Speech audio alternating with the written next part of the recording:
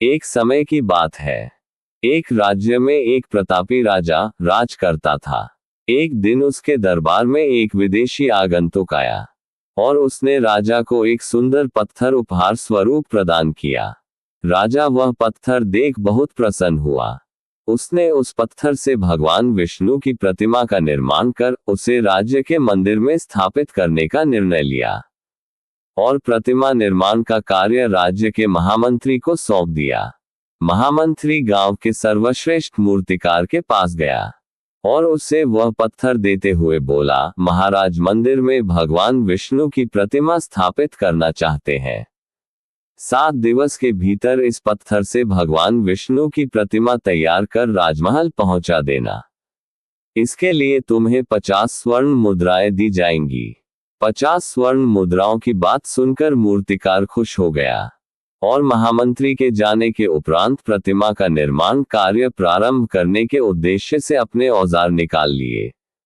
अपने औजारों में से उसने एक हथौड़ा लिया और पत्थर तोड़ने के लिए उस पर हथौड़े से वार करने लगा, किंतु पत्थर जस का तस रहा। मूर्तिकार ने हथौड़े के कई वार पत्थर पर किए, किंतु पत्थर नहीं टूटा। 50 बार प्रयास करने के उपरांत मूर्तिकार ने अंतिम बार प्रयास करने के उद्देश्य से हथौड़ा उठाया, किंतु ये सोचकर हथौड़े पर प्रहार करने के पूर्व ही उसने हाथ खींच लिया कि जब 50 बार वार करने से पत्थर नहीं टूटा तो अब क्या टूटेगा।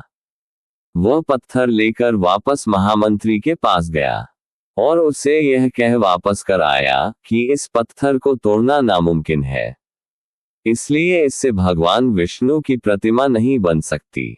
महामंत्री को राजा का आदेश हर स्थिति में पूर्ण करना था, इसलिए उसने भगवान विष्णु की प्रतिमा निर्मित करने का कार्य गांव के एक साधारण से मूर्तिकार को सौंप दिया।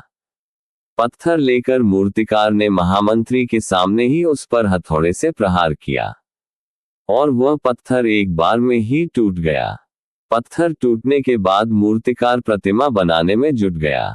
इधर महामंत्री सोचने लगा कि काश पहले मूर्तिकार ने एक अंतिम प्रयास और किया होता तो सफल हो गया होता और 50 स्वर्ण मुद्राओं का हकदार बन जाता। दोस्तों, इसी प्रकार हम भी अपने जीवन में ऐसी परिस्थितियों से दो चार होते रहते हैं।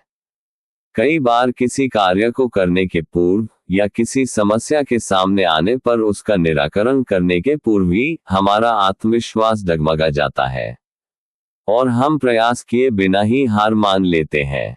कई बार हम 1-2 प्रयास में असफलता मिलने पर आगे प्रयास करना छोड़ देते हैं, जबकि हो सकता है कि कुछ प्रयास और करने पर कार्य पूर्ण हो जाता या समस्या का समाधान हो जाता। यदि जीवन में सफलता प्राप्त करनी है तो बार बार असफल होने पर भी तब तक प्रयास करना नहीं छोड़ना चाहिए जब तक सफलता नहीं मिल जाती।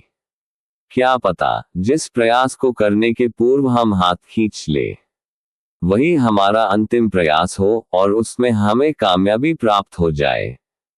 तो दोस्तों, अगर आप हमारे पेज पर नए हैं तो आप हमें लाइक, शेयर और फॉलो जरूर करें। हमारे वीडियोस देखने के लिए आपका दिल से धन्यवाद।